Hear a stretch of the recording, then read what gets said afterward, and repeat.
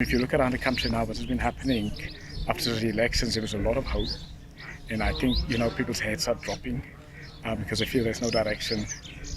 They feel, there's still no accountability. We've got the commissions of inquiries and so on, but there really isn't any accountability and so on. So, energy levels in the country really has dropped.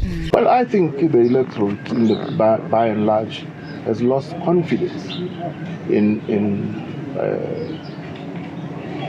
law enforcement units, and you see when they resort to their own devices to find solutions. So once you have mob justice, you must know that it's a sign that the criminal justice system is not responding adequately in their eyes.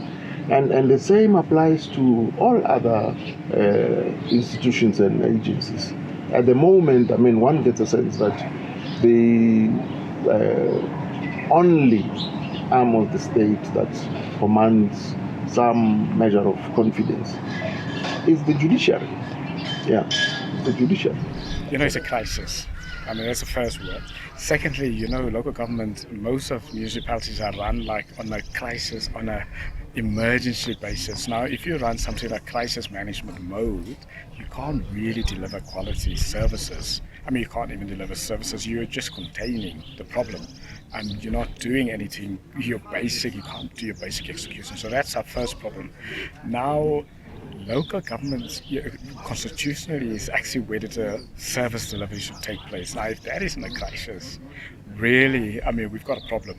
If you just look at a couple of weeks ago, the Auditor General's report on local government, the last financial year, it was only, it's under 10% of municipalities actually had a clean audit. A clean audit really means you're doing the basic things you need to do. You manage your finances, you've got your controls in, and so on. So that really tells you, which just means what's happening with the rest of the municipalities. They're not delivering, they're ineffective, they're dysfunctional, and so on. So this really is the state. But our other problem, and I wonder sometimes this is a bigger problem, is that often our government and the ANC leaders don't actually declare local government as a crisis. It's almost as if in their minds, the leadership of the ANC and the leadership of government, that it is just a small problem to be dealt with. But this is a crisis. It's not just a small problem. We can all talk about the failure of local government, but the failure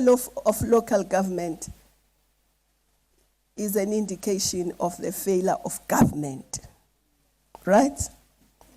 So you can't fix local government without looking at government as a whole.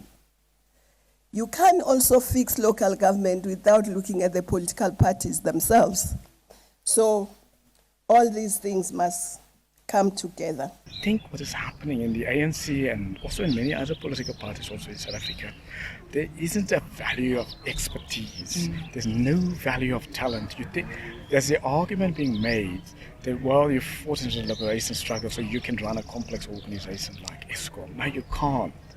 And I think unless we get that in our headspace, and then the third part of our problem really is we have to, if local government is a crisis, government needs to look for help outside government. Now, why can't the same civil society, the same ordinary citizens with the solutions, bring them in? Because the problem is the capable people in the country sit outside the ANC and they sit outside the state. But there's also it appear not to be the political will by ANC leaders to bring outsiders outside the inner circle in to come and help. Now, if you don't do that, then clearly you don't take the crisis seriously. Saying we must build on what people already have as well, especially both in the rural and in the townships. Our people have got talent in the arts, whether it's painting, whether it's music, whether it's drama, and those can absorb a lot of them if government were to assist.